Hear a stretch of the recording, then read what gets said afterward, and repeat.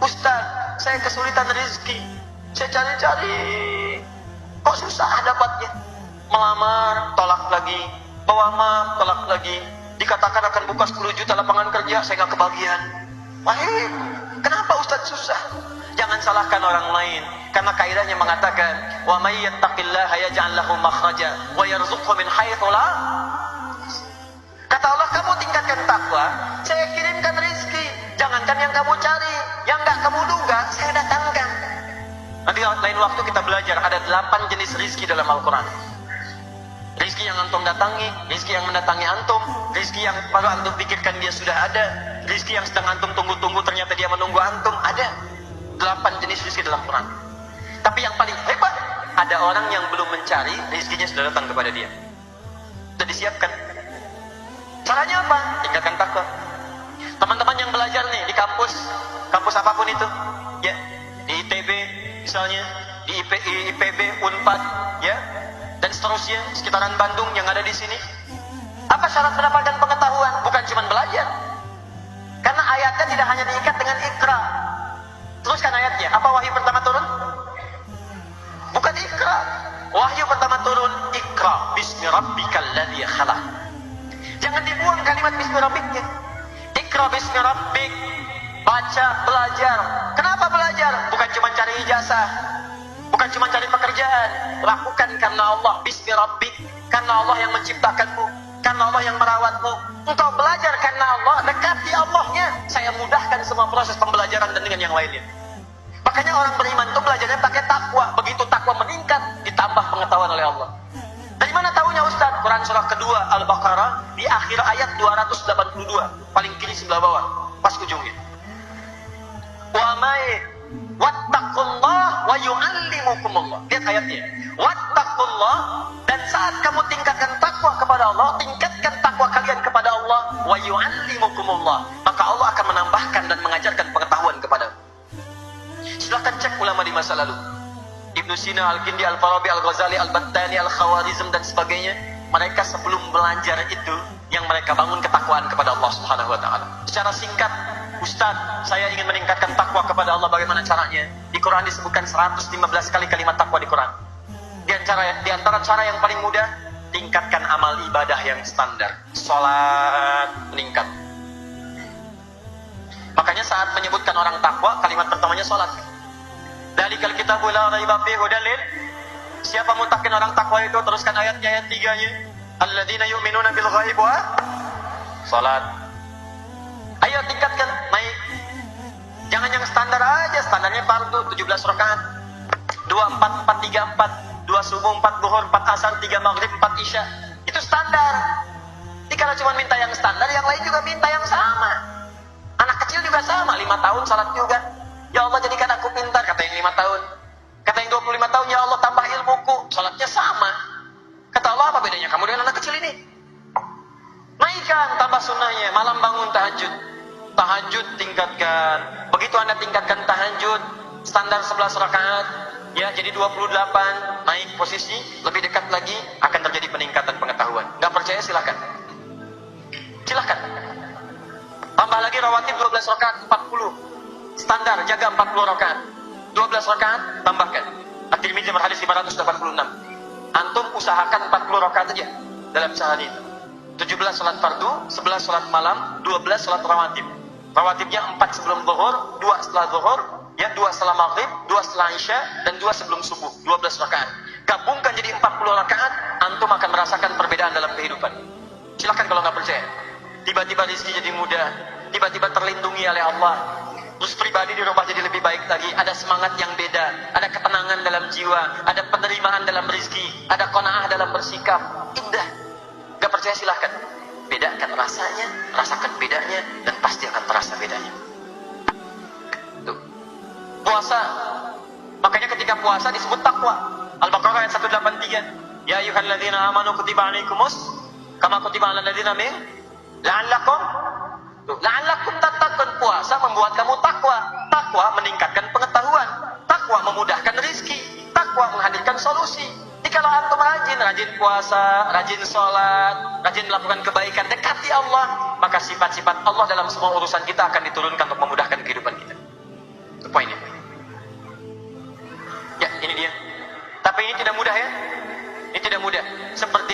Gua Hira melewati medan yang berliku, maka Anda pun yang belum terbiasa menunaikan ini, awal-awal akan berjuang dengan itu semua.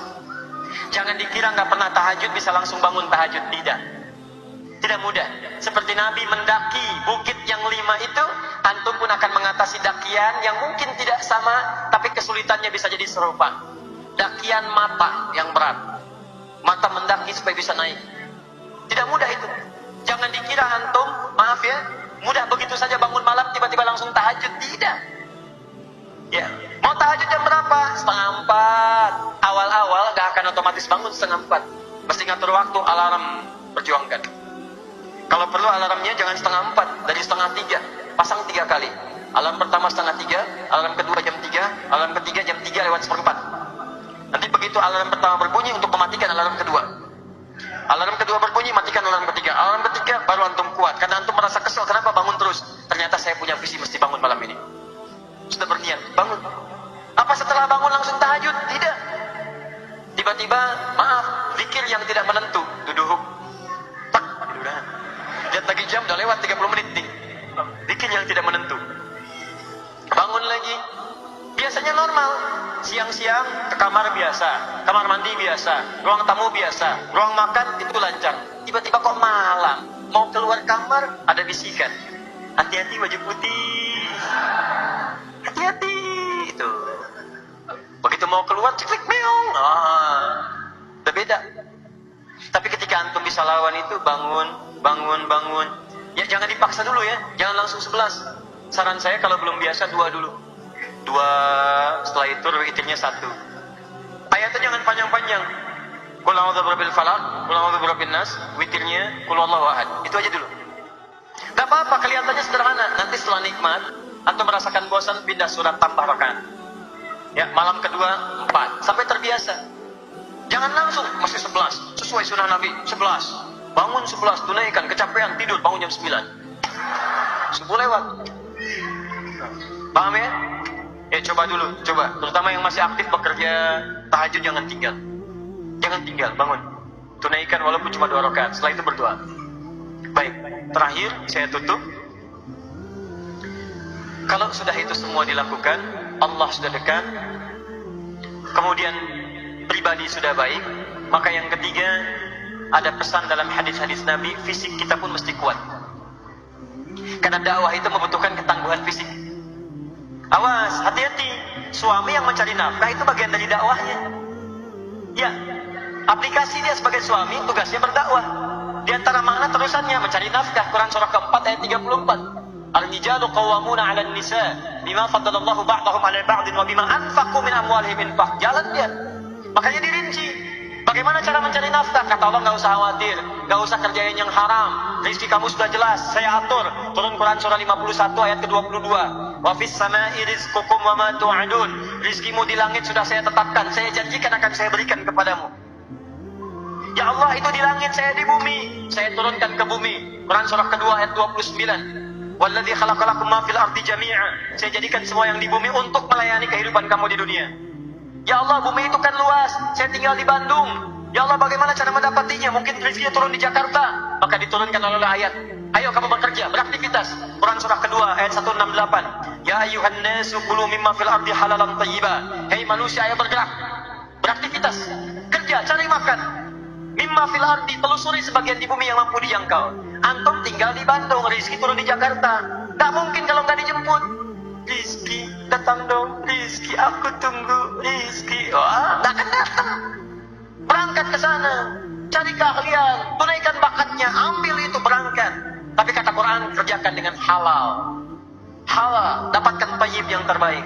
Yang halal, gunakan pada yang tayyib. Kalau ingin cepat, bagaimana ya Allah? Saya akan beriman kepadamu. Bikin kaidah kedua, khusus untuk yang beriman, saya percepat rezekinya. Muncul kaidah di Quran surah kedua ayat 172. Ya ayyuhalladzina amanu kulu min thayyibati ma razaqnakum. Yang tadi dibuka dengan ya ayyuhan nas untuk manusia. Sekarang ya ayyuhalladzina amanu untuk orang beriman saja. Orang beriman. Kata Allah, kalau rezeki kamu ingin mudah, cari rezeki dengan iman.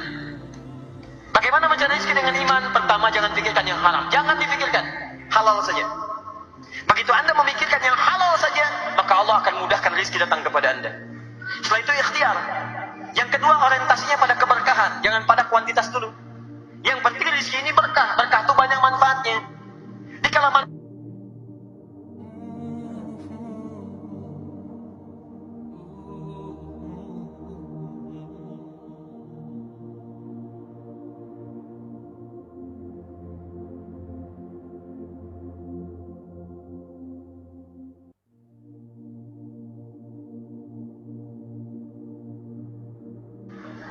itu candaan saja, hanya untuk menyampaikan bahwa itu nggak tepat.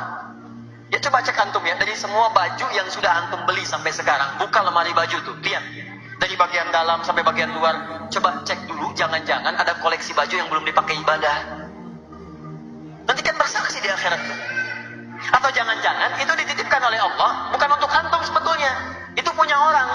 Cara bacanya, apa yang cukup buat antum, itu rezeki antum. Kalau lebih daripada itu cuma titipan. Mungkin rezeki orang lain diberikan lewat tangan antum. Kalau lewat tangan saya, ya Allah, supaya dapat pahala, mudah bagi saya memindahkan pada tangan orang lain. Begitu disimpan, nggak dipakai-pakai, terjadilah kemudian banjir, terjadi kebakaran, terjadi ini itu, nggak ada manfaatnya. Belum sempurna penggunaan antum. Nih, ini ada minuman nih. Ini punya siapa? Rezeki siapa nih? Belum tentu punya ustadz. Rizki ustadz itu kalau sudah dibuka gelasnya, diambil minumannya, masuk ke tenggorokan, itu rizki saya. Tapi kalau saya nggak sentuh, tutup begini, belum tentu punya saya. Mungkin dibuatkan panitia, ditujukan kepada saya, tapi sebetulnya rizki orang lain, untuk saya berikan pada orang lain yang kehausan. Selama saya nggak sentuh, ini bukan punya saya.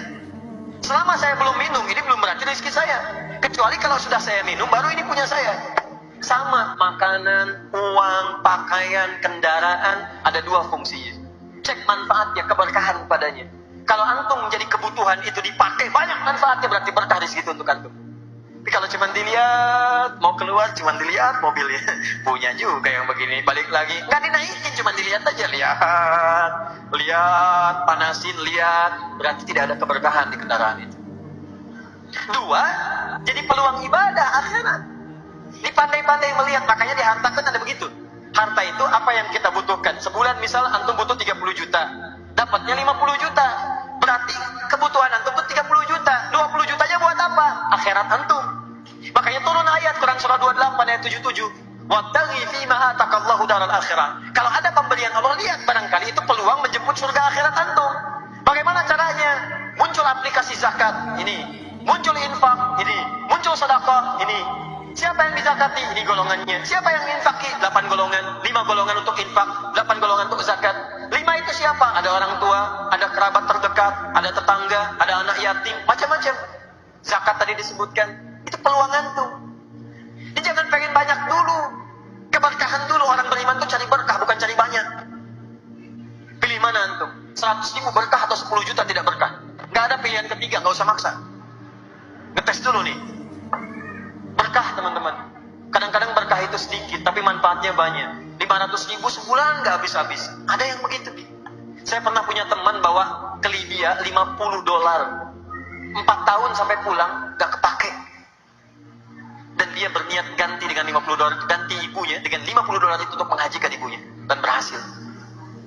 Bayangkan, keberkahan melekat selama 4 tahun, nggak pernah kepake 50 dolar. Ada keluarga penghafal Quran, ini nyata nih. Saya sering ungkapkan di beberapa tempat. Istrinya punya sanad menghafal Quran. Suaminya pekerjaannya kelihatannya cuma kuli bangunan. Ini nyata. Anaknya biasa, tapi gembiranya keluarganya penuh dengan keberkahan. Istri kadang ke sawah, cari kayu, cari suluh. Tapi kalau setiap orang datang berkunjung berziarah, Masya Allah. Kata istrinya, Alhamdulillah. Semua keluar, ikan macam-macam ada. Dan kalimat pertamanya, Alhamdulillah Allah titipkan Abi berada di sisi kami. Kalau pulang bawa uang banyak, 500 ribu. Banyak 500 ribu. Tapi 500 ribu itu keluarga ceria. Tamu datang, hidangan ada. Kenikmatan muncul, ketenangan ada. Coba pilih oleh antum. Kaya tapi gelisah atau miskin tapi tenang? Pilih. Ibu udah mau teriak tuh, cuma ditahan. Miskin tapi tuh. Ini sesungguhnya bukan pada kaya dan miskinnya, karena nggak ada yang miskin sebetulnya. Allah itu menjadikan kita itu kaya dan cukup, aghna dan akna. Yang miskin itu yang tidak pernah merasa cukup dalam pemberian Allah. Itu pun saking sayangnya dibantu dengan zakat, mengeluarkan kemiskinan. Makanya yang pertama kali setelah fakir miskin, nggak cukup kasih infak. Dari infak itu ada miskin juga.